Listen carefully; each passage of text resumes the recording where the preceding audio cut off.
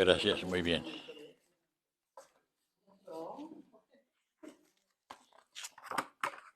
En nombre del Padre, del Hijo y del Espíritu Santo, Señor, nos ponemos en tus manos. Te damos gracias porque nos tienes reunidos aquí una vez más en tu nombre y esperamos que nos des tu bendición para que todo lo que hagamos sea para tu gloria y para nuestra edificación. Gracias, Señor. No pueden sentar. Ahorita ten esto porque esto está aquí. El objetivo, pues, como dijimos desde el principio de estas pláticas, es lo que nos ha pedido la Iglesia, la jerarquía, ¿verdad? Nuestro Papa, nuestro Obispo, algunos, los sacerdotes, ¿verdad? Y ya vimos un poquito acerca de lo que es la revelación, el primer día. Ayer vimos un poco también de lo que viene siendo la inspiración divina. Hoy vamos a analizar un poquito lo que es la palabra del Señor, ¿verdad? Lo que es la Biblia en sí, todo lo que estamos viendo acerca de la Biblia, pues lo estamos viendo en todas las pláticas que estamos teniendo, ¿verdad? Porque el objetivo de estas pláticas es conocer la Sagrada Escritura. Por eso dice Dei Verbum, ¿verdad? Palabra de Dios. Entonces, ese es el objetivo de estas pláticas. Ya hemos dicho cómo estamos muy atrasados, ¿verdad?, en el asunto del conocimiento de la palabra. Y posiblemente yo les esté dando muchos tecnicismos acerca de la historia de la Sagrada Escritura, pero les van a servir mucho y nos ayudan mucho para saber que tenemos una base muy grande, una base escrita y una base espiritual. Entonces, pues vamos a continuar. Vamos ahorita a ver un poquito de lo que viene siendo la palabra del Señor. Y traigo otras láminas que a mí me interesa mucho que las veamos. Porque quiero repetirlo, hay cuatro versiones originales de la Biblia, ¿verdad? La primera es el Tanaj, que viene siendo la Biblia hebrea, que acuérdense que se cree de realizar en el año aproximadamente 450 a.C. Fue la primera Biblia. A través de muchos años de experiencia del pueblo judío, ahí desemboca precisamente con aquel señor llamado Esdras, que viene de Babilonia en el destierro, y él es el que conforma la primera Biblia, tomada de muchos recursos, ¿verdad? Bueno, esa es la primera Biblia. Vamos a ver, después ahorita vamos a analizar un poco la segunda Biblia, que viene siendo la Biblia griega. La Biblia hebrea fue la primera, el Tanaj, ahí está. Y la Biblia griega viene siendo muy interesante, ahorita que la veamos, vamos a ver pues, el origen de ella, ¿verdad? La otra Biblia es la Biblia cristiana, ¿verdad? La Biblia cristiana de la iglesia primitiva, que realmente viene a conformarse más o menos hasta el siglo IV, 350, 360 después de Cristo, ¿verdad? Que es la que tenemos nosotros, tomada precisamente de la Biblia griega que vamos a ver ahorita. Y la otra versión básica de la que dependen todas las demás Biblias es la Vulgata latina, que vamos a darle una vistita rápida ahorita al terminar esta plática, la Vulgata latina de San Jerónimo, que es la Biblia oficial de la Iglesia. Entonces son las cuatro versiones. Primero el Tanaj, después la Biblia griega, después la Biblia cristiana y después la Vulgata latina. Eso es muy importante que lo tengamos para que algún día un hermano separado quiera hacerles preguntas, ya vamos a tener por dónde más o menos llegar, porque ellos no saben tampoco esto. Ellos estudian únicamente su Biblia Casiodoro de Reina, Cipriano Valera, y no salen de ahí. Solamente en algunos seminarios, ¿verdad? Lo hacen, pero así es la cosa, ¿no? Entonces vamos a ver un poquito acerca de la palabra del Señor. Para poder entrar ahorita, viejita, ¿me puedes poner la Biblia griega aquí? Dice San Juan 8:31. A los que habían creído en él, les dijo, si permanecen fieles a mi palabra, que ese es el temita de introducción ahorita a mi palabra, serán verdaderamente mis discípulos. Así conocerán la verdad y la verdad los hará libres. como comentábamos ayer, que pasó con la iglesia protestante, como esa les hizo libres, pero hasta un gran libertinaje que después ya no sabían cómo detener. De ahí han nacido más de 1000 grupos, ¿verdad? Iglesitas pequeñas, ¿verdad? Las grandes que fue la anglicana en la época de Enrique VIII, y después de ahí nació la episcopal, nacieron asambleas de Dios, iglesias de Dios, hay 1000, porque la Biblia la han tomado en cierta forma casi muy personal. Entonces, cualquier persona que tiene una intuición fuerte ya quiere hacer su iglesita, y si puede, porque tiene facilidad de expresión, ya hace su iglesita. Y así han nacido muchas iglesias. Y el catolicismo se ha cuidado mucho de eso. Por eso es que a veces se ha encerrado un poco en lo que es la Sagrada Escritura. Pero gracias a Dios se está abriendo, porque necesitamos conocer más al Señor a través de la palabra del Señor, ¿verdad? No cabe duda, hermanos, de que el catecismo de la Iglesia nos da mucha luz acerca de todos los temas vivenciales, espirituales y litúrgicos que el católico debe de conocer. Y lo hemos descuidado. Yo creo que la mayor parte de nosotros tenemos el catecismo, pero ni nos hemos dado cuenta de lo que contiene el nuevo catecismo, ¿verdad? Hubo aquel catecismo viejo de Ripalda que, ¿se acuerdan ustedes que era una cosa, olvídense, muy sencilla, ¿verdad? Pero no tenía el contenido que tiene este catecismo. Vale la pena que lo lean y que lo compren. En el artículo 3, la página 35 del catecismo, los apartados 10 al 141 están dedicados totalmente a la palabra de Dios en el catecismo que tenemos. Y es mucha la luz que nos da para poder entender la importancia de la palabra escrita, que está incluida o estrechamente ligada a todo el contenido de la historia de la salvación que hemos ya estudiado algunos de nosotros. El apartado 104 del Catecismo dice que en la Sagrada Escritura la Iglesia encuentra sin cesar su alimento y fuerza, porque en ella no recibe solamente una palabra humana, sino lo que es realmente la palabra de Dios. En los libros sagrados, el Padre que está en los cielos sale amorosamente al encuentro de sus hijos para conversar con ellos.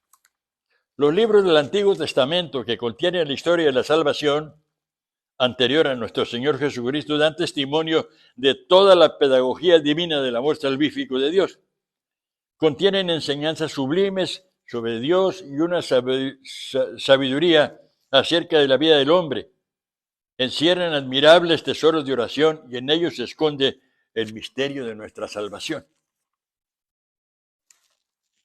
En el Antiguo Testamento, el significado de palabra es dabar. Es muy interesante dabar. A mí me llamó mucho la atención cuando fui a Israel. Aquí voy a hacer un paréntesis. El obispo Mansilla era sacerdote, él fue el que nos llevó en esa, como guía espiritual. Y nos dio una platiquita muy interesante ahí en la Escuela Bíblica de Jerusalén, que me tocó estar ahí. Ahí donde se tradujo la Biblia de Jerusalén. Ahí estuvimos sentados un grupo y lo escuchamos. Me llamó mucho la atención una cosa acerca del tabernáculo del testimonio. ¿Saben qué es el tabernáculo? La capilla que el Señor le mandó a Salomón que hiciera para darle gloria. Se llamó el tabernáculo, se llamaba morada, ¿verdad? O casa de Dios. Y me llamó la atención mucho que estaba dividido en dos partes, el santo y el santísimo. El santo le llaman ellos Ekal, y el santísimo era Debir. Ahí yo recibí una enseñanza muy bonita en esa ocasión. Dice el padre, Debir es un resultado, un derivado de la palabra dabar. Dabar es palabra. Entonces, el templo de Salomón también tenía el Ekal y el Debir. Pero el Santísimo era el dabar y se llama palabra. Entonces, nosotros a veces, pues yo me acuerdo de eso y me llena, ¿verdad?, el hecho de saber que el dabar está ahí. ¿Dónde está el dabar de Dios aquí en nuestras iglesias? Ahorita, ¿dónde está el dabar? Está en el Santísimo. Ahí está la palabra. Y la palabra hecha carne. Entonces, el concepto palabra viene desde muy atrás y ya los judíos lo traían, pero bien imbuido, ¿verdad? Y lo tenían en el templo. Ellos estaban en el Santísimo cada vez que iban al templo. Y ya les dije yo, les he dicho que somos una religión judeo-cristiana, ¿verdad? Y que nosotros dependemos mucho de ellos. Y les hemos tomado muchas cosas, pero a mí me llena mucho el hecho de que el dabar lo tengamos aquí, la palabra hecha carne en el Santísimo. Pues la palabra de Dios tiene una fuerza muy grande en la historia de la salvación. El concepto de dabar en el judaísmo proviene de la acción de Dios, quiere decir acción de Dios en la creación y tendrá repercusión en todo el Antiguo Testamento. Vamos a ver entonces por qué el concepto de palabra tiene tanta fuerza en los dos testamentos y la interrelación o simbiosis que tiene con la historia de la salvación. Y ya les decía yo ayer que para mí el concepto más fuerte de palabra es el de Hebreos 4, ¿verdad? Porque la palabra de Dios es como una espada de dos filos que atraviesa. Para mí no hay pasaje más hermoso acerca de la palabra que ese pasaje del libro a los Hebreos, que incursiona, dice, penetra hasta los huesos y hasta las coyunturas entre el alma y el espíritu. Entonces, y San Pablo en la carta a los romanos nos dice que la fe viene por el oír de la palabra. Entonces aquí estamos viendo un poquito de la palabra para poder nosotros coincidir con el tema que nos pide que demos el Papa acerca del Dei Verbum, ¿verdad? Palabra de Dios. La palabra de Dios es creadora y se identifica con Cristo desde el principio. En San Juan 1, del 1 al 5, al principio, fíjense bien, ya existía la palabra. La palabra estaba con Dios. Cuando Dios dice, hagamos al hombre, está hablando, la palabra que sale de la boca de Dios, hablando antropomórficamente, es Jesús, es Cristo. Después lo entendieron, la iglesia primitiva se dio cuenta de la fuerza que tenía eso, ¿verdad? Porque Juan recibe revelaciones muy grandes acerca de la palabra y expresa lo que está expresando. En el principio era el verbo y el verbo era con Dios y el verbo era Dios. Y la palabra estaba junto a Dios y la palabra era Dios. Ya al principio estaba junto a Dios y todo fue hecha por ella y sin ella no se hizo nada de cuanto llegó a existir. En ella estaba la vida y la vida era la luz de los hombres y la oscuridad no pudo sofocarla.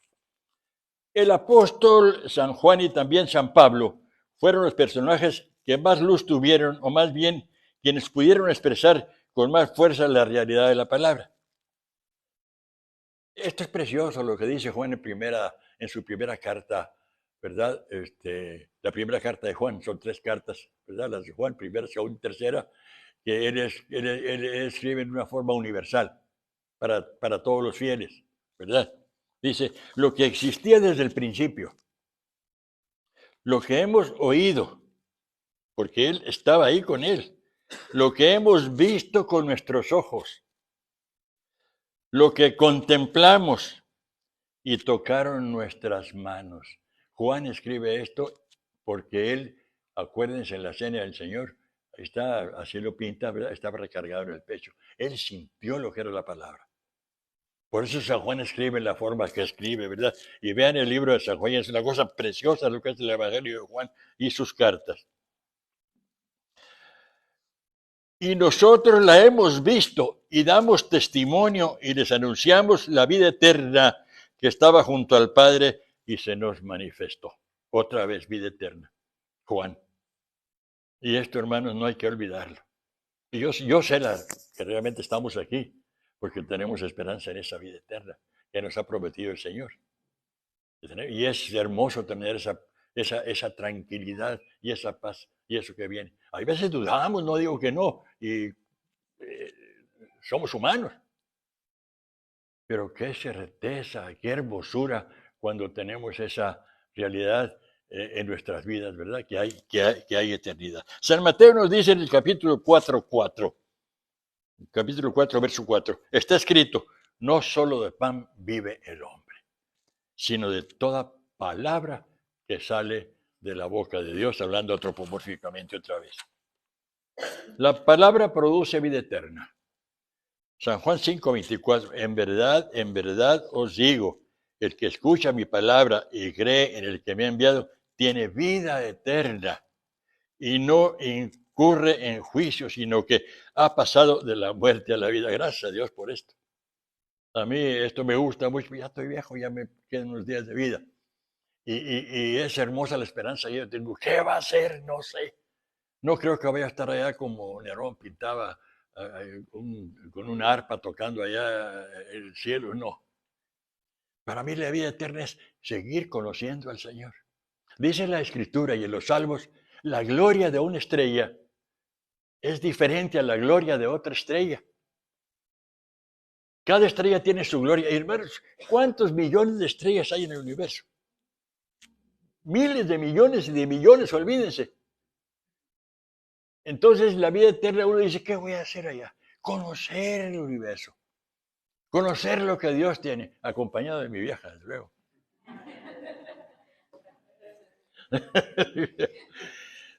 Hasta eso, en esas cosas piensa uno también, ¿verdad? Cuando quieres tú a alguien, pues deseas estar junto con ella allá en la gloria del Señor, ¿verdad? Pero hay vida eterna, y eso lo repito yo mucho en mis pláticas, porque hay muchas personas que no creen en la vida eterna, ¿verdad? El que cree en mi palabra tiene vida eterna. La palabra se vive también. Santiago 1:22. Poned por obra la palabra y no os contentéis solo con oírla, engañándonos a nosotros mismos, porque si alguno se contenta con oír la palabra sin ponerla por obra, ese se parece al que contemplaba sus rasgos fisionómicos en un espejo. Efectivamente, se contempló, dice Santiago, se dio media vuelta y al punto se olvidó cómo era. En cambio, dichoso el hombre que se dedica a meditar la ley y no se contenta con oírla, sino que la pone en práctica. Y el Deuteronomio 30 dice, que la palabra esté bien cerca de ti, en tu boca y en tu corazón, para que la pongas en práctica. Eso es un estudio precioso el de la palabra, y cada uno de esos versículos encierra un tema muy hermoso, ¿verdad? Mateo 7:24. Todo el que oiga estas palabras mías y las ponga en práctica será como un hombre prudente que edificó su casa sobre la roca. Y la palabra se proclama, se predica. Pablo en 1 Corintios 9:16 dice, ay de mí si yo no proclamo el Evangelio. Entonces hay que dar testimonio de lo que creemos y de lo que tenemos. Y me gusta mucho lo de Jeremías 29.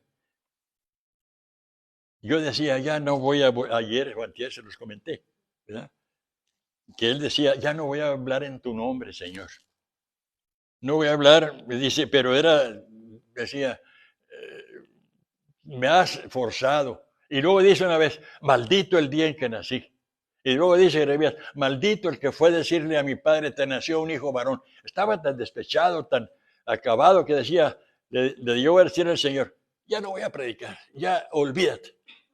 Ah, dice, pero no puedo callar, ¿verdad?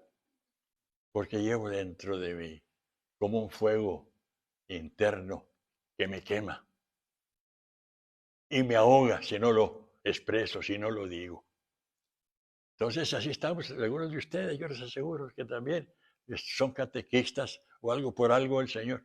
A mi vieja cada rato le dicen, ya no des plática, ya estás grande, ya tienes 63 años. Ay, caray, lo dije. No, bueno. Pero sigue y dice ella, ¿qué voy a hacer si yo quiero ayudar a los niños, quiero que sepan, queremos transmitir?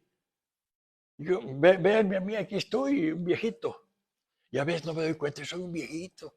Sí, 92 años, ya ves, yo veo a veces gentes de menos edad y los veo, y yo tengo 92 y digo, ¿pero qué ando haciendo yo todavía en el mundo? ¿De veras?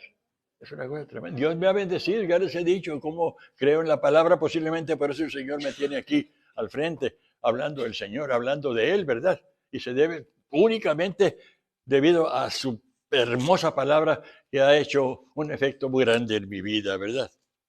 La palabra de Dios se guarda en el corazón, se transmite, se ata a tu cuerpo, fíjese bien. Y de ser posible, escríbela en tu puerta. El Shema Israel.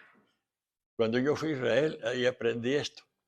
Estaba yo sentado ahí en el lugar de la recepción y veía que en la puerta del hotel llegaban y tocaban ahí, ¿verdad? El dintel de la puerta, algunas gentes que entraban. Y yo le pregunté al Señor, ¿por qué tocan la puerta? Me dice la mesusá. La mesusá. Sí, dice, es en Deuteronomio 6, unos versículos acerca de la palabra de Dios. En todas las casas de los judíos, casi del mundo, ponen la mesusá. Por esto. Se llama el Shema Israel, que todos lo conocemos posiblemente, pero se los digo ahorita.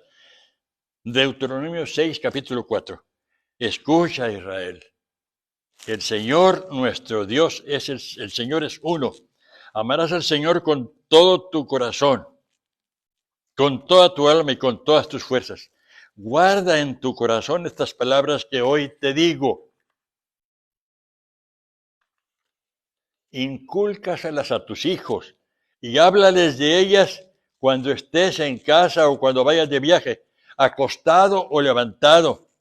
Átalas a tu mano, que es lo que hacen los judíos con las filacterias, ¿verdad? El Señor Jesús los criticó porque algunos traían muy largas y le dice, ustedes hacen esto y esto, pero no guardan lo más importante, ¿verdad? Que es el aspecto interior de la vida, el amor. Lo habían descuidado por cuidar estas palabras y lo hacían de una forma muy tradicional, ¿verdad?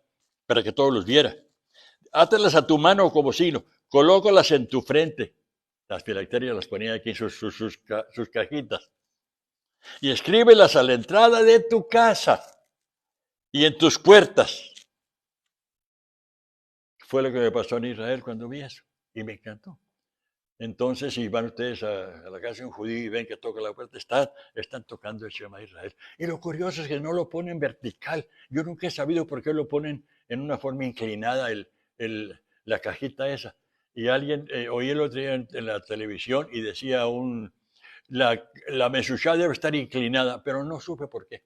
Si ustedes llegan a investigarlo, les ruego que me hablen por teléfono y me digan por qué está inclinada la mesushá. Y ellos así lo vieron. Él no dio la explicación el Señor, pero es muy interesante eso, ¿verdad? Entonces, es un signo. Y yo digo, ¿nosotros qué signos tenemos? Tuvimos signos en la iglesia con el agua bendita. Entonces, entramos y era precioso siempre, ¿no? Y ahí bien, quien se llevaba o se lleva todavía agua bendita a sus casas y les sirve como un signo. Que eso es muy interesante. Es como si tuviéramos la Meshusha y tocáramos la palabra del Señor, ¿verdad? Efesios 6. Usen el casco de la salvación y la espada del Espíritu, que es la palabra de Dios. Y les decía yo el primer día lo que decía Jeremías acerca de la palabra. No es, dice, mi palabra, dice, fuego, oráculo del Señor. Dice, martillo que tritura la roca. La palabra del Señor tritura el corazón del hombre, ¿verdad? Y luego dice Isaías 40, es un versículo que casi todos conocemos. Se seca la hierba, se marchita la flor. Al pasar sobre ellas el soplo del Señor, ciertamente como hierves el pueblo, se seca la hierba, se marchita la flor, pero permanece para siempre la palabra de nuestro Dios. Y luego Jeremías dice también, así será la palabra que sale de mi boca, no regresará a mí vacía. Y lean el Salmo 119 para que vean ustedes la belleza que tiene la palabra del Señor. Entonces, con estos versículos de la Sagrada Escritura, nos van a ayudar mucho y nos sirven para complementar lo que quiere el Papa que llegue a nuestros corazones, ¿verdad? Primero, algo de la revelación, algo de la inspiración que vimos ayer y algunos versículos de la palabra del Señor. Y ahora vamos a dar lo técnico de la Sagrada Escritura Ayer vimos algo sobre el Tanaj, ¿verdad? ¿Qué quiere decir Tanaj? Torah, Nevim y Ketuvim. Aleluya. Bueno, ya lo sabías, pero no lo aprendiste. Sí, no lo aprendiste porque yo tenía Torah, Nevim. ¿Nevim qué es Nevim? ¿Qué quiere decir Nevim? Profetas. Ketuvim, escritos, son 11 escritos. Entonces, Torah, 5 escritos, los profetas, 8 escritos, y los Ketuvim son 11 escritos. Entonces, el Tanaj hebreo tiene 24 libros, hermano. Eso es muy importante, porque vamos a ver ahorita la Biblia griega. Aquí está. Esto tiene un historial muy simpático, o muy fuerte, no sé. Aquí entra un poquito de la historia de Alejandro Magno. Saben ustedes quién fue Alejandro Magno, ¿no? El gran conquistador de Oriente, que empieza su ministerio o su incursión a Oriente en venganza por lo que los persas habían hecho a Turquía y a Grecia y a Macedonia, porque los persas invadieron todo el Medio Oriente allá antes del año 330. Alejandro Magno nace en el 290 y tantos, pero Alejandro no, nace en el 300 y pico, pero él empieza, se puede decir, sus batallas y la fuerza de sus conquistas en el año 333. Y el año 333 empieza con una primera batalla del Gránico, que está muy cerca de Nicea, de Bitinia, ¿verdad? Y él va con un ejército de 30.000 y vence a 100.000 hombres.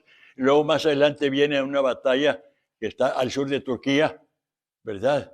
En la batalla de Isos, y ahí vuelve a vencer a los persas. Y después va a otra batalla, ya lo que viene siendo lo que es la actual Fenicia, Tiro, y ahí sí le tomó a él entrar a esa isla que estaba también dominada por los persas, le tomó 8 meses de entrar, pero la dominó también. Entonces, esas son las conquistas que viene Alejandro Magno dejando atrás. Y después viene y conquista Egipto, el norte, y ahí lo reciben como Dios, porque Olimpia, la mamá de Alejandro Magno, le dijo a él que él era hijo de un dios. Y realmente era hija de Olimpia, ¿no? Y dicen que no era ni siquiera hijo de Filipe II, porque él le puso los cuernos a Filipo II. No, estoy comentando eso porque la historia sí lo dice, ¿verdad? Filipo II de Macedonia. Entonces llega él allá y ya los egipcios que estaban dominados por los persas, ven llegar a Alejandro Magno y no lucha ahí para conquistar a los egipcios. Lo reciben como el dios Amnón.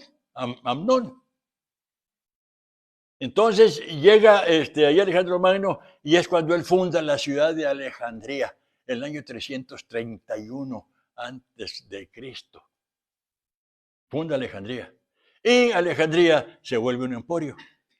Después Alejandro sale de Alejandría, ¿verdad? Sale a sus incursiones al Medio Oriente y allá en una batalla ya muy cerca, ya dentro de Persia, ahí él por fin ya le gana a los persas y conquista todo el mundo y llega hasta la India. Pero ya había dejado la ciudad de Alejandría formada y ahí empiezan a llegar entonces, cuando se empieza a formar esa ciudad, él le pone Alejandría. Alejandro Magno fundó 50 Alejandrías. Alejandretas, alejandrinos, no sé qué más, pero esa fue Alejandría. Y como había mucha riqueza por el agua del río Nilo, ahí estaba el delta del Nilo, empezó a florecer, pero llegan los griegos, los que siguen de Alejandro Magno, ¿verdad? Y empiezan a levantar esa ciudad. Y dice la historia que llegó a haber una tercera parte de la ciudad, eran judíos. Eran judíos que habían llegado de las diferentes diásporas que el pueblo judío había tenido. Y los judíos van a donde hay lana. Así es. Y ahí había mucho dinero porque había mucho grano y el grano se exportaba a todo el Mediterráneo, ¿verdad? todo el grano que llegaba a Italia, que llegaba al norte del Mediterráneo, toda esa parte, iba precisamente de Egipto, por el río Nilo, que producía mucho. Entonces llegó a haber una comunidad judía, se dice como de cerca de 300.000 judíos. Había casi 1 millón de habitantes en Alejandría, debido a Alejandro Magno, que él funda esa ciudad, y llevó ahí muchas cosas muy positivas. Cuando Alejandro Magno muere, deja a sus sucesores.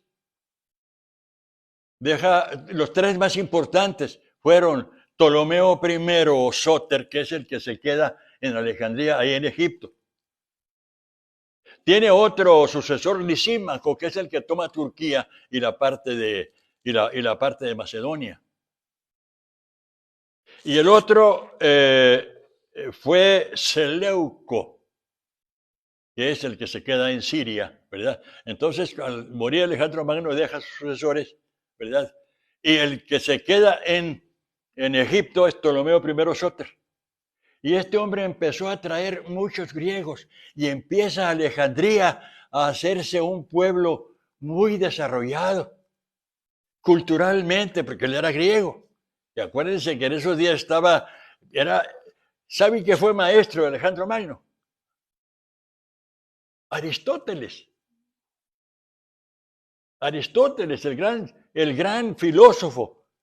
Fue Sócrates, Platón y Aristóteles. Aristóteles fue el maestro de Alejandro Magno, por eso Alejandro Magno conquistó tanto con tanta sabiduría, ¿verdad? Bueno, queda entonces al pie o al frente de Alejandría uno de sus sucesores que fue Ptolomeo, o sea, así se llamaron los gobernantes desde el año 300, más o menos antes del año 330 antes de Cristo. Así se llamaron los faraones hasta la época de Cleopatra, ¿verdad? Y hubo 12 faraones que eran faraones griegos, eran griegos, Ptolomeo era griego. Entonces este hombre, Ptolomeo Sóter, quiso empezar a hacer construcciones muy buenas, la biblioteca de Alejandría, el faro de Alejandría, pero no los terminó él, fue su hijo, Ptolomeo Filadelfo II, el que se encargó de realizar la escuela, la biblioteca de Alejandría, que tenía, creo que 500.000 volúmenes. Y también hizo el faro de Alejandría en la isla de Faros. La cosa es que ahí llegaron ahí siguiendo precisamente la cantidad de dinero que estaban manejando ahí los judíos, y empezaron a nacer los muchachos, jóvenes, empezaron a nacer. Hablaban el hebreo los papás, pero los chamacos que estaban naciendo ahí ya hablaban el griego, porque es cuando el griego inunda todo el Medio Oriente. Ya más adelante veremos cómo fue el latín.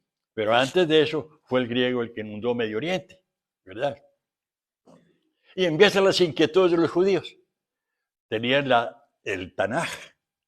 Ya lo tenían en el año 300 y pico, el 288, 289, porque el Tanaj había sido, vamos a decir en palabras modernas, editado por Esdras en el año 450 a.C. Quiere decir, ya estaba terminado el Tanaj. Y ellos lo tenían y lo leían ahí en Egipto. Pero los chamacos que hablaban griego no entendían y se preocuparon mucho. Entonces, ¿qué es cuando un grupo de judíos se junta y dicen, vamos a traducir la Biblia hebrea, la que tenemos, vamos a traducirla al griego? ¿Y cómo le hacemos? Entonces mandan por 72 sabios a Jerusalén. No queda muy lejos, si ustedes se dan cuenta, serán unos 500 kilómetros. Y vienen de Jerusalén enviados por Eleazar, un sacerdote, precisamente a traducir la Biblia del hebreo al griego. ¿Qué es esta Biblia?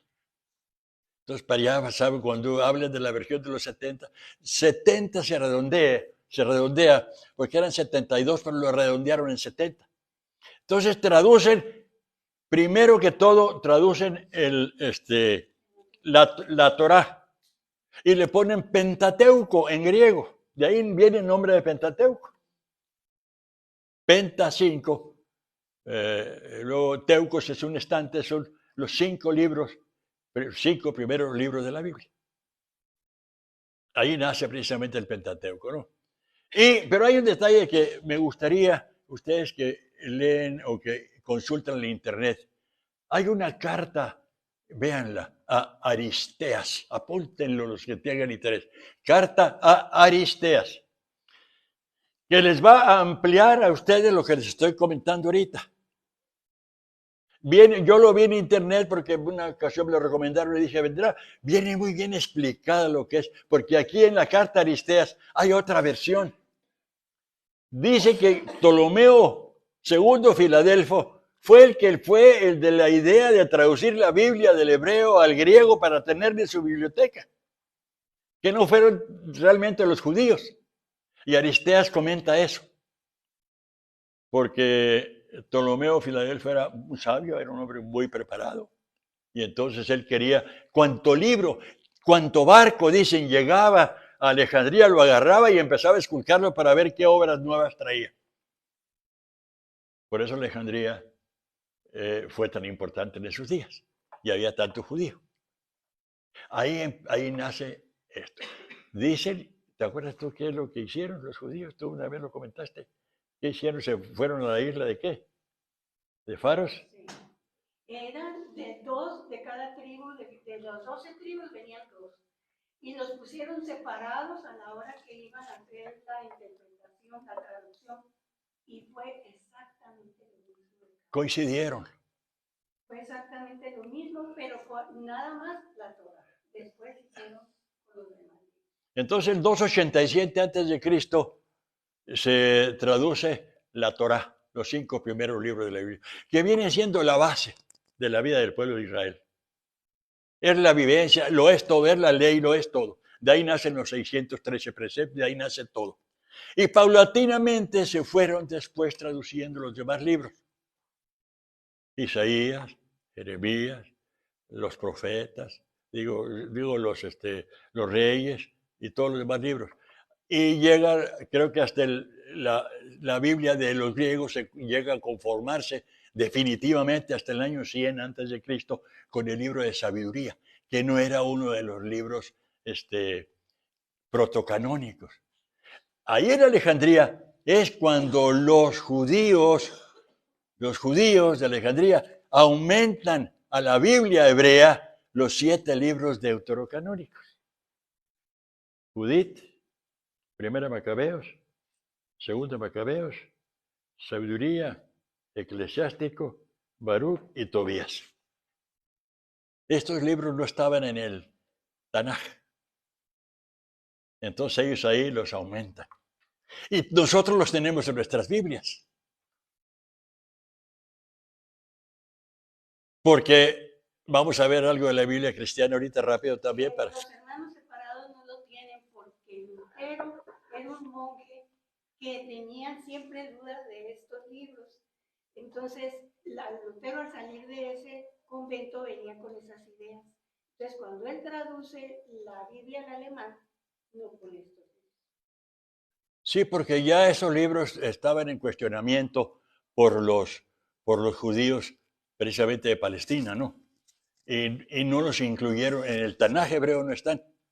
Entonces Martín Lutero tampoco los tiene en sus Biblias. Ellos le llaman, los hermanos separados, libros apócrifos. Pero son libros que llaman Deutero. ¿Qué quiere decir Deutero? Están en segundo lugar. Pero la iglesia ya aceptó que son libros inspirados por el Espíritu Santo. Y nosotros nos basamos mucho en lo que, pues, las decisiones que toma la jerarquía, ¿verdad? Pero son libros preciosos. Está el Eclesiástico, Sabiduría, son libros hermosísimos. Y la historia de los macabeos, no sé cómo los judíos no la tienen en su canon. Porque la historia de los macabeos es una historia de una realidad que se lleva a cabo en el año 170 a.C. Y los judíos tienen las famosas macabeadas, que son encuentros deportivos entre ellos mismos. Como olimpiadas. son como olimpiadas internas, la macabeada, y son de los macabeos. Y no tienen estos libros, pero conocen la historia. Son muy fuertes, sobre todo según de Macabeos, con la forma como una madre permite que sus 7 hijos sean echados al fuego, ¿verdad? Y él es cuando empieza ahí un concepto muy fuerte de resurrección. Le dice a Antíoco IV Epifanés, que era un descendiente de Seleuco, porque él se había quedado en Siria. Le dice, vas a ver lo que te va a pasar. Nosotros vamos a la resurrección. Entonces ya empezaba ya el concepto de resurrección, ¿verdad? Y venía desde David, pero no en la forma que en la época de los macabeos se desarrolla.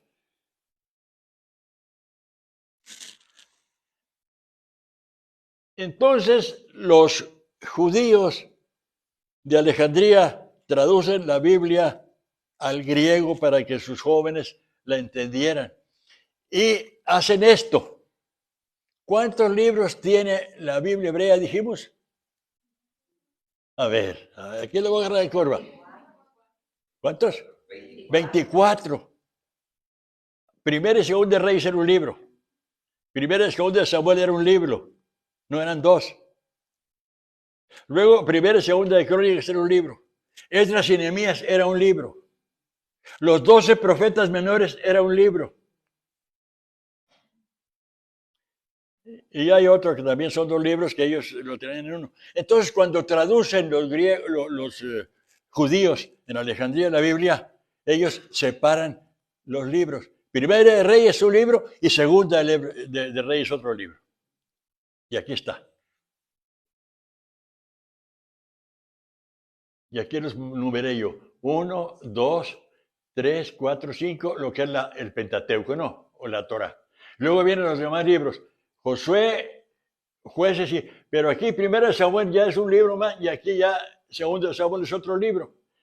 Primera de Reyes es un libro y aquí es otro rey. Y luego vienen los profetas menores más adelante que vienen siendo Jeremías, Isaías, Jeremías y Ezequiel era un libro y Daniel también. Pero ya vienen los 12 profetas menores que aquí en la Biblia griega se separan y son 12 libros más.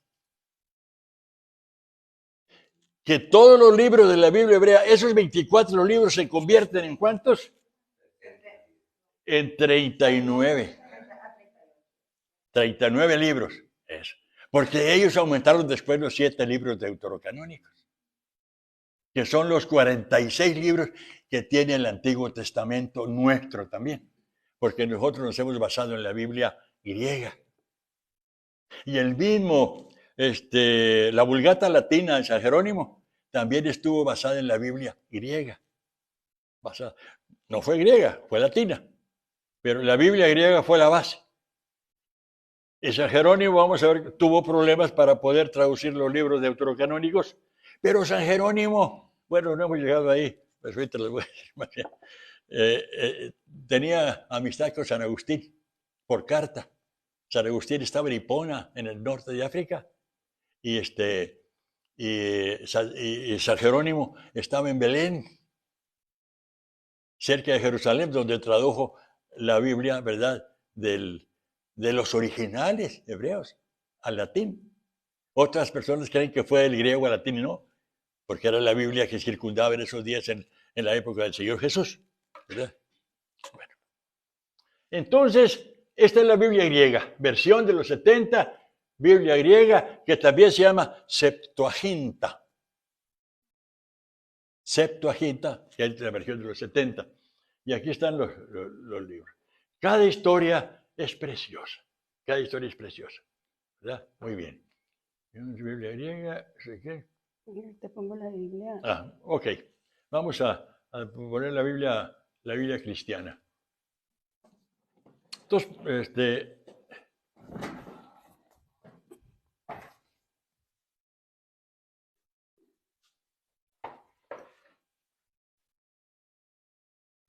aquí está la Biblia cristiana. ¿Pasaron cuántos años? Del 280 hasta el año 1, ¿verdad? Es cuando nace nuestro Señor. No vamos a discutir si fue año 4 o 1, de acuerdo con los calendarios del mundo, el juliano y el gregoriano hay una diferencia de 4 años, que creo que fue Dionisio el Exiguo el que llegó a esas conclusiones, y eso ayudó mucho para el calendario gregoriano, que es el que nos rige actualmente. Yo no entiendo, sé nomás los conceptos, pero no entiendo cómo lo hicieron, porque son cuestiones astronómicas, que olvídense, tiene mucho que ver aquí la fecha de la Pascua y otros detalles que muchas veces nosotros no conocemos. La fecha de la Pascua nuestra es diferente a la Pascua judía, porque ellos tienen un calendario, ¿cómo se llama? Creo que es lunisolar, ¿verdad? Y también los maometanos difieren mucho en las fiestas porque tienen un calendario lunar y nosotros tenemos el calendario solar. Entonces hay diferencias, por eso difieren las fechas y todo lo demás, ¿no? Bueno, estábamos hablando sobre la versión de los 70. Sí, pero primero ya vimos me enredo a veces porque son tantas cosas que vienen a la cabeza que se confunde uno. Entonces ya dejamos la Biblia griega a un lado, y llega la época del Señor Jesús, y entonces empieza el ministerio de nuestro Señor, querido Señor Jesucristo, y ya empieza la historia de la iglesia. Realmente la historia de la iglesia empieza hasta Pentecostés, ¿verdad? Hasta Pentecostés, pero ya había sucedido todos los hechos y dichos del Señor y todo lo demás. Y entonces lo que él fue dejando, lo fueron percibiendo los apóstoles y otras gente, y empezaron ellos a escribir, ¿verdad?, lo que habían oído y lo que habían vivido con el Señor. Y aquí tengo yo algunos detalles muy interesantes sobre cómo se conforma este canon, pero vamos a alargarlos. Y entonces yo prefiero nomás hacer comentarios sobre ella ahorita, ¿verdad? Que eso es lo más importante. El Antiguo Testamento de la Biblia cristiana fue tomado de la versión griega de los 70 y está conformado por 46 libros.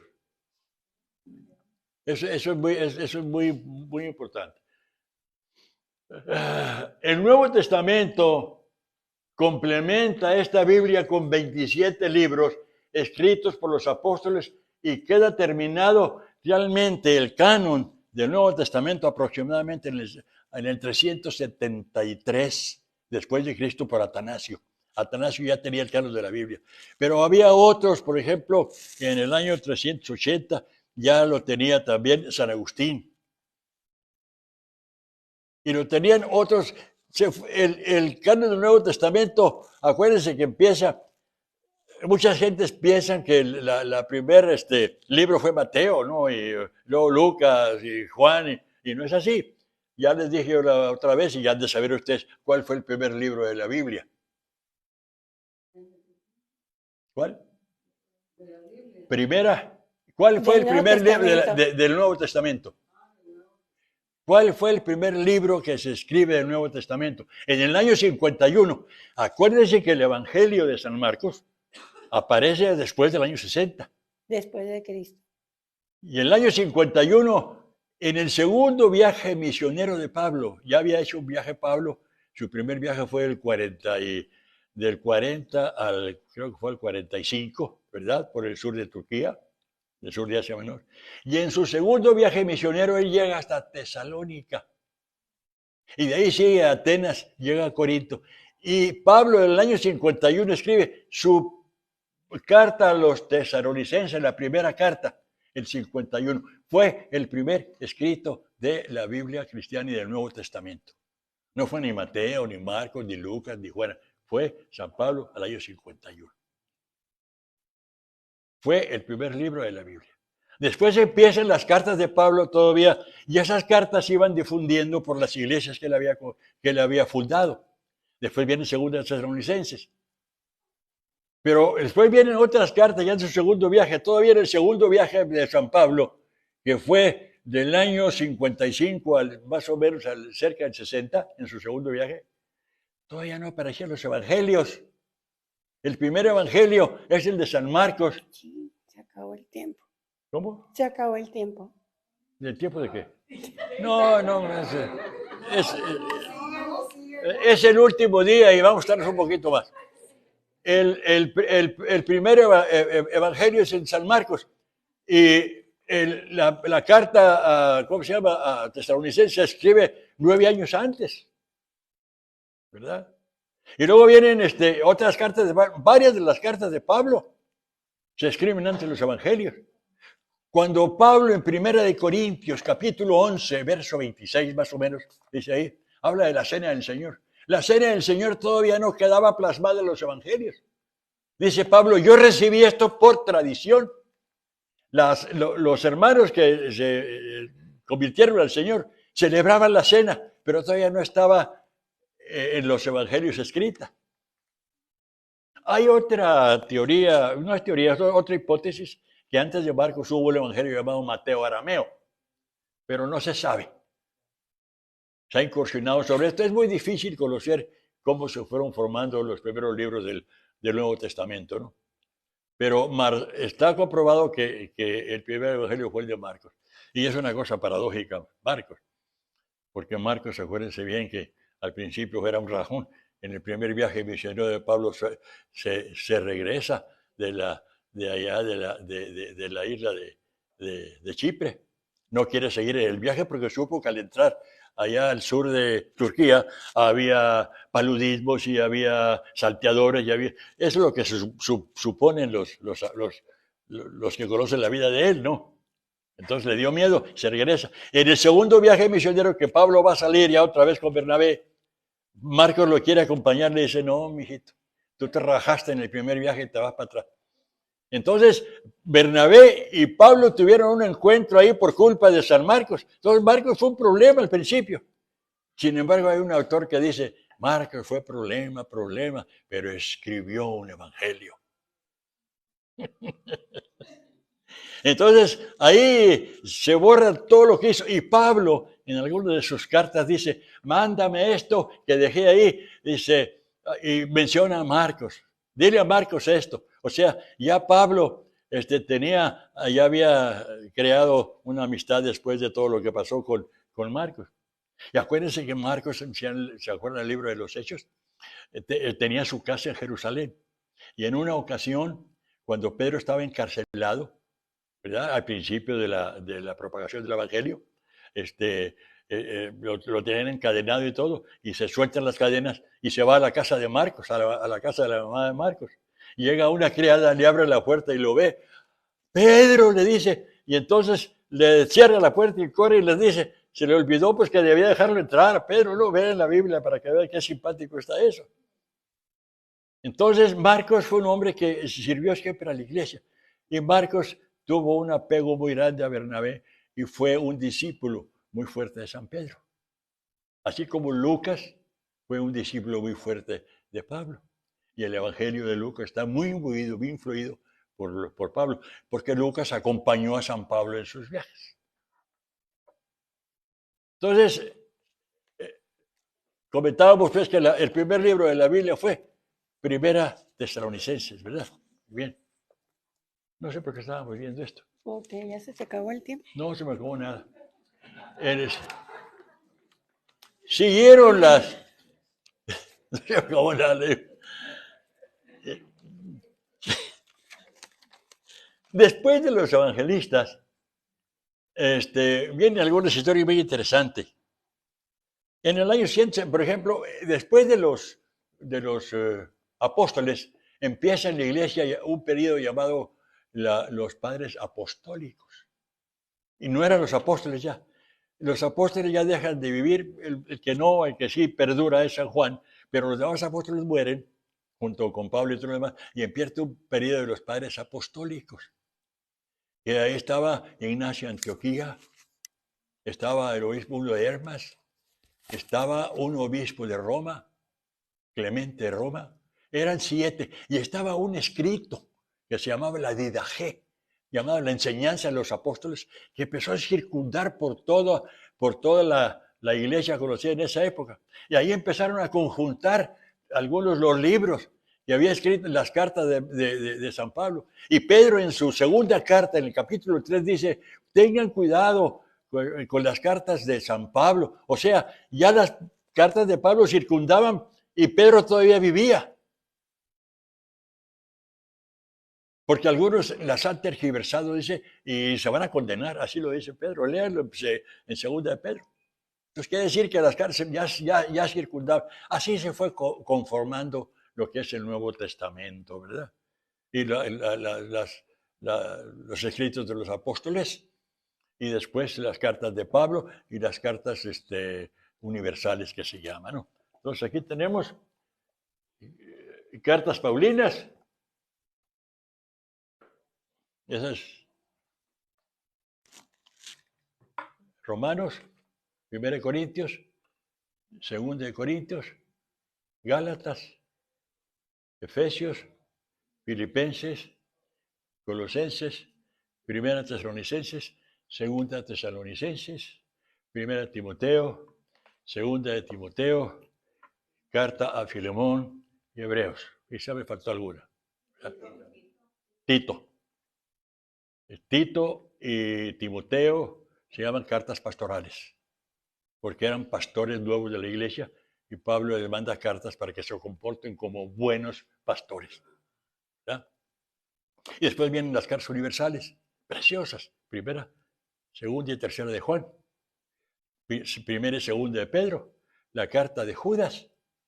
Y al final, el Apocalipsis. No, vamos a ver. Voltea la hojita mía.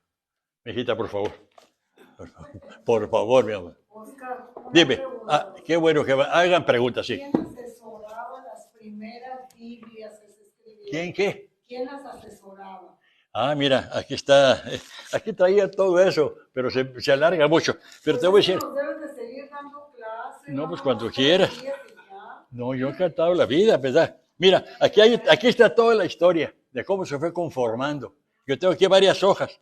Por ejemplo, un detalle. Hacia el año 172 después de Cristo ya, Tasiano el Ciro, un hombre X, ¿verdad? Conforma ya los 4 evangelios, el Diatesarón se llamó, en un solo libro. Es una de las cosas que se hicieron al principio de la iglesia. Y entre los años 140 y 170, Marción, que fue un hereje de la iglesia, ya tenía un canon del Nuevo Testamento, pero rechazaba el Antiguo Testamento. Entonces son fechas que indican mucho, ¿verdad? Después llega un tal Teófilo, ¿verdad? En el 180, y San Ireneo el 175, y el 160 Tertuliano. Dice, y todos ellos dan fe de los escritos de los apóstoles y las cartas de Pablo y algunas de las universales. Y es Tertuliano quien combate a Marción, a quien no considera cristiano, y no lo consideraba cristiano porque no aceptaba el Antiguo Testamento. Y aquí tengo más, mucho sobre eso, como los padres griegos, Eusebio. Y aquí pongo esto que es muy importante, San Atanasio, que vive del año 295 al 373, fue quien proporcionó la primera lista completa del canon del Nuevo Testamento. Yo le digo, si alguna vez tienen interés, aquí viene completo todo, y a mí me tomó años hacer esto. Investigando por aquí, por acá y por allá, ¿verdad? Entonces, aquí se llama el canon de la Sagrada Escritura. ¿Cómo? Dime. Entonces, por canon debemos entender todo. ¿Cómo? Por canon debemos entender todo el... Que se fue conformando. El canon es que hasta que la iglesia lo acepta. Y la iglesia lo aceptó. Según aquí, fíjense, San Agustín, el obispo de Hipona, en el norte de África, ya tenía casi todos los libros. Habían ido corriendo por todo el Mediterráneo los libros, y hubo alguien que... Es obra del Espíritu Santo, ¿no? ¿Verdad? Dime. A eso quería llegar, pues. Marta pregunta, ¿quién asesoraba? Pues es inspiración de Dios. Es inspiración del Espíritu Santo. Por supuesto que hay a quienes se les atribuye el haber escrito. Y también la Iglesia Católica hace una recopilación. Y al final se ponen de acuerdo, y por inspiración del Espíritu Santo se eligen los libros que actualmente tenemos. Entonces no hay propiamente un asesor de decir algo así, ¿verdad? Sino que se fueron escribiendo y después una recopilación. Una recopilación. Se conformó la Biblia. Y fueron muchos santos de la iglesia que fueron conformados. Hay una... Está lista. Pero al final, pues es palabra de Dios. Sí, exactamente. En el año 1700 y pico se descubre un señor Muratori, descubre un canon. Y se comprueba ahí que ese canon, que ya lo tenía San Hipólito de Roma, en el año 170, después de Cristo. O sea, tomó años, ¿verdad? Pero llegó a realmente. Entonces la iglesia es la que le da validez a estos, los primeros concilios. El primer concilio de Nicea de Bitinia, ya en el año 325, ya tenían los libros más o menos. San Atanasio, ya en esos días ya tenía los libros. Hay otro concilio, el segundo concilio de la iglesia, que fue en Constantinopla en el año 381. Después hay otro concilio que es muy importante, el concilio de Éfeso, el 431, cuando el problema no era tanto los libros de la Biblia, el problema era la situación de quién era Jesús, si era divino, si era humano, si era únicamente divino o si era únicamente humano. Entonces los concilios llegan a esas conclusiones guiados por el Espíritu Santo. Por eso los primeros 4 concilios de la iglesia fueron cristológicos. Y luego está el concilio, ese que les dije de Éfeso, que es muy bonito, porque es cuando se dice que María es Madre de Dios, Theotokos.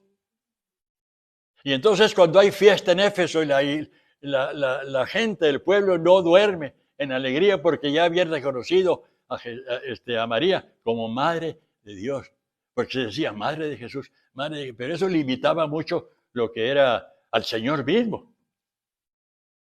¿Verdad? Madre de Dios. Y luego viene el otro concilio, el concilio que esta es una ciudad que está frente al actual Estambul. No me acuerdo, fue el año 481 también, en Monofisita.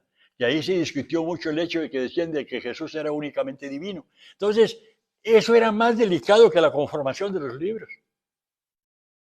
Y por eso hemos llegado ahora a tener, a través de los concilios, la idea de un Dios trino, Padre, Hijo y Espíritu Santo. Y la conformación de ese credo tomó años. No fue el 325, fue el 381 también en el concilio, ¿verdad? Y hubo muchos problemas. Miren, ¿por qué se separa la iglesia ortodoxa de la iglesia católica? Por un concepto, una palabra. ¿No se acuerdan? Esa palabra, una palabra, en el año 1054 después de Cristo, se divide la iglesia ortodoxa. No me estoy refiriendo a la iglesia protestante. Me refiero a la iglesia ortodoxa, que era católica también y que siguió con costumbres muy parecidas, no más que se casan los sacerdotes. Un concepto llamado filioque. Filioque. Y del Hijo. El Espíritu Santo, la procedencia del Espíritu Santo. La procedencia del Espíritu Santo, dice la iglesia occidental, es del Padre y del Hijo. Y la iglesia oriental decía del Padre únicamente. Ese concepto originó un pleito muy grande que también fue político porque la iglesia oriental quería separarse del Papa. La iglesia oriental, que era la iglesia ortodoxa, quería separarse de la iglesia romana, ¿verdad? Buscaba un conflicto, pero el filioque fue el concepto. Y realmente nosotros creemos, si Cristo es Dios, el Espíritu Santo también emana de Jesús. Exactamente. Hay mucho de esto. Esto, si les interesa a ustedes, ya para terminar, dime. No, a lo mejor ya ya voy a terminar nomás, mijita. Aquí está. Les había dicho que era primero el Tanaj, la Biblia hebrea. La Biblia griega, ¿entendieron algo de la Biblia griega más o menos, verdad? Sí. La Biblia cristiana, que está enredosísima, pero aquí, si algún día se interesan, aquí está todo.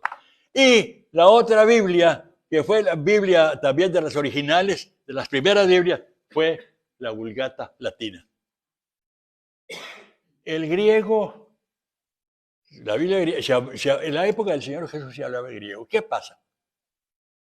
Es que los griegos conquistaron primero el mundo con Alejandro Magno. Alejandro Magno llega desde el año 300 antes de Cristo, inunda todo Medio Oriente. Y el griego se empieza a hablar por todo el Mediterráneo. Pero después de los griegos vienen los romanos. porque los romanos conquistan a los griegos. En el año 146 antes de Cristo, los romanos llegan a Grecia y acaban con Corinto y con Macedonia. Y ya es cuando entra a Grecia. Y ya desde el año, eso sí hablando antes de Cristo, y ya desde el año 63 después de Cristo, Pompeyo viene y conquista Jerusalén. Entonces empiezan a cundir, a entrar los latinos y acaban con los griegos. Y entonces ya no se hablaba mucho el griego, aunque el griego era un idioma muy intelectual. Y las mismas gentes de toda Europa querían hablar griego. Pero empieza el latín a cundir muy fuerte y es cuando entonces ya todo el mundo estaba leyendo las Biblias que estaban, que había en latín. Había algunas Biblias que se llamaban la Vetus Latina antes de esta. La Vetus Latina, que eran traducciones de la versión de los 70, los Salmos y otras Biblias más pequeñas que había, de varios libros diseminados. No era un conjunto de libros. Entonces viene un papa llamado Dámaso II. Y este papa dice, yo quiero una Biblia latín, pero completa y de los originales. Y se encuentra con San Jerónimo, y era un erudito. Y San Jerónimo primero fue un ermitaño. Allá, cuando era ermitaño, conoció a los judíos y aprendió el hebreo, porque fue ermitaño en Siria. Ya voy a acabar. Muy corajudo. No. ¿Quién? San Jerónimo era muy corajudo, era muy flaco, desgarbado, lo que ustedes quieran, pero aprendió el hebreo. Entonces llegó a Roma y el Papa Dámaso vio que era un erudito y le dice, quiero que me hagas una traducción de los originales, no del griego, porque las Vetus latinas eran traducciones del griego. Entonces llega San Jerónimo y se va, le agarra la palabra a este hombre y entonces lo criticaron mucho porque se van 2 señoras con él a Belén. 2 señoras que una era viuda, la otra era su hija, y viven con él, pero lo ayudan. Algunos sacerdotes aquí hemos tenido a veces que buscan una compañía para que, acuérdense del padre Hoyos. Para que les cocine, para que pues los ayude. Y esta señora era una mujer millonaria allá en Roma y le quiso ayudar a este hombre y se va a vivir ella con San Jerónimo a Belén. Y allá empieza él la traducción de la Biblia, con lo que sabía. Yo no sé cómo obtuvo los originales hebreos del Tanaj para hacer la traducción, pero hizo la traducción. Entonces traduce la Biblia de los originales hebreos al latín, el Antiguo Testamento. El Nuevo Testamento utiliza los textos griegos que ya había, porque todo el Nuevo Testamento se escribe en griego. Entonces toman los libros que andaban diseminados y ya había un conjunto de libros, porque él ya traduce los 27 libros. Quiere decir que San Jerónimo, que es del año, termina la traducción en el año 420, ¿verdad? Después de Cristo, ya tenía todos los libros del Nuevo Testamento. Tomó 3 siglos la conjunción de los libros del Nuevo Testamento. Entonces hace él ya hace su Biblia, ¿verdad?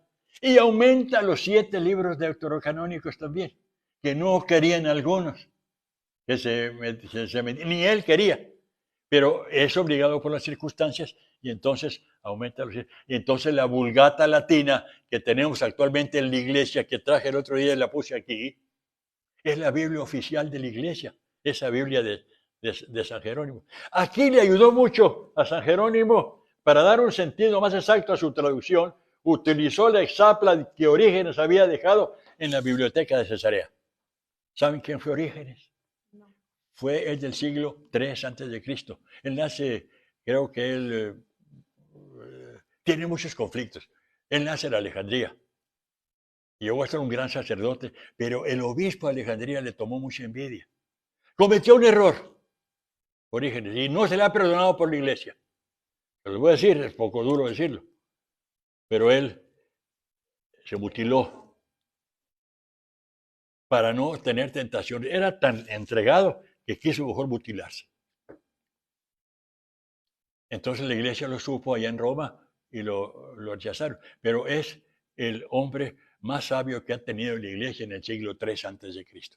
Entonces Orígenes, cuando huye de Alejandría, porque lo estaban persiguiendo unos sacerdotes, se viene a vivir a Cesarea, muy cerca, a 40 kilómetros de Jerusalén, 50, algo así. Y ahí en Cesarea funda una escuela, y lo siguen muchos sacerdotes del Medio Oriente. Funda una escuela muy grande, y llega a cosas muy grandes en la filosofía y la teología, pero lo más grande que hizo este hombre fue la Exapla. Exapla. 6 versiones de la Biblia completas las conjuntó y las revisó Orígenes. Una revisión primero, puso primero la Biblia hebrea, el Tanaj. Después hizo él, Orígenes. Primero la Biblia hebrea, Eran rollos. Otra, y entonces las consultaba todas. Todas, Orígenes. Las vio, las revisó, las estudió. Y entonces hizo la traducción, la segunda de la traducción de la Biblia hebrea literal. Después metió la versión de los 70. Luego metió una versión de Lisímaco. Otra versión de Aquilea. Y otra versión de Teodosión, me acordé. 6 versiones. Las Orígenes lo hizo esto allá en la biblioteca. Cuando llega San Jerónimo a Belén, supo de esta Exapla. ¿Y qué hace? Como quedaba muy cerca, se va a Cesarea y empieza a revisar todos. Eran en griego las versiones que tenía Orígenes. Entonces, para darle un sentido más exacto a la escritura que él estaba traduciendo al latín, revisa toda la Exapla, también San Jerónimo, y saca una Biblia preciosa como es la Vulgata Latina. Y aquí la tenía, pues ya tenía. De ahí viene ya un historial después que algún día os contaremos. Yo les quiero platicar nada más por qué se llevó a cabo estas platiquitas. Se llevó en todas las diócesis y yo me imagino que por todos lados. El Papa lo pidió, el Papa lo instituyó. Nada más para abrirnos los ojos a la palabra de Dios. Aquí habla, fíjense mucho, de la Lectio Divina. Yo los invito, aquí hay un grupo de Lectio Divina donde se estudia la palabra, se medita y seguimos los pasos que viene aquí, que hay que seguir por la Lectio Divina. Es un grupo que se ha sostenido, pero yo los invito de verdad. Vemos y analizamos y oramos con el próximo evangelio del domingo, por ejemplo, que sigue. Esta semana que viene vamos a ver el otro evangelio. El evangelio de domingo es muy importante porque fíjense que es cuando el Señor Jesús va caminando por el lago. Más fuerte, mijita. Va caminando por el lago y se encuentra unos pescadores y los invita y les dice, síguenme, y los siguieron. Al rato, otros 2 y su hermano y todo, estos andaban con San Juan Bautista. No crean que estaban tan tapados, ya habían escuchado mucho. Entonces, a nosotros, ¿qué nos dice el evangelio el domingo? El Señor nos dice, sígueme. Entonces, de ustedes depende, de cada uno de nosotros, que sigamos al Señor buscándole en su escritura. Muchas gracias. Agapito es cada lunes a las 5:30. Agapito es el director de la Lectio Divina. Aquí. A las 5:30 aquí en la parroquia. Aquí. Todos los lunes tenemos alrededor de... No, a las 5 estamos viniendo, ¿no? A las 5:30. Es a las 5. Ahorita en el invierno cambiamos de 5 a 6 de la tarde porque pues clima, ¿no? ¿Verdad? Somos, en verano, pues ya de 6 a 7. somos un grupo como de 10 gentes, éramos 12 ya, pero así anda el grupo, ¿no? Pero es como 22. Sí, pero realmente hay que han perseverado son los 10, 12, pero los invitamos para que nos acompañen cuando puedan. Otra cosa muy importante, hemos hablado de la palabra, de la inspiración, de qué me dice el Señor.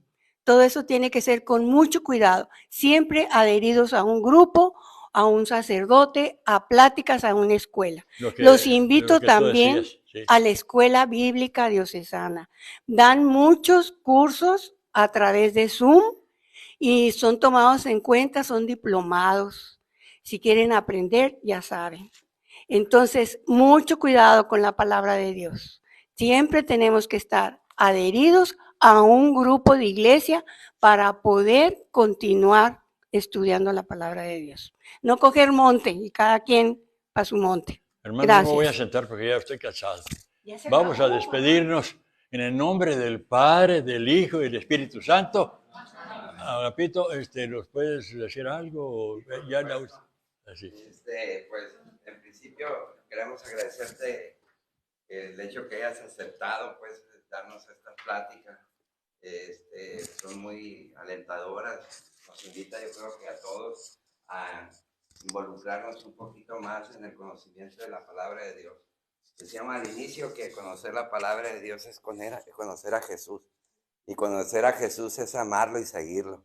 Y yo creo que Él nos ha hecho estos días entender ese motivo que nos tiene a todos unidos en un solo propósito, en buscar lo que es la eternidad, decía, ¿no? Y quiero también felicitarlos a todos ustedes porque pues han dedicado tiempo, Han perseverado, gracias. estos días, y pues a invitarlos a mantenerse siempre alegres, siempre dispuestos a escuchar la palabra de Dios. Y pues en nombre de nuestro párroco, de nuestra comunidad y de cada uno de nosotros, pues le damos muchas las gracias. Muchas gracias. Muchas gracias y un aplauso para... Gracias. Le voy a pedir disculpas al padre porque ayer se me olvidó su nombre. Y no, es que yo oí, ahí me vi en el Facebook que decía el padre, y Rolando, pues, pero se me fue la onda y tengo que verlo, padre. Él creo que está viendo las pláticas y le va a dar tristeza ver que no se acuerda de su nombre. Mira, después de 13 que hemos tenido, se te tiene que confundir. 13, bueno.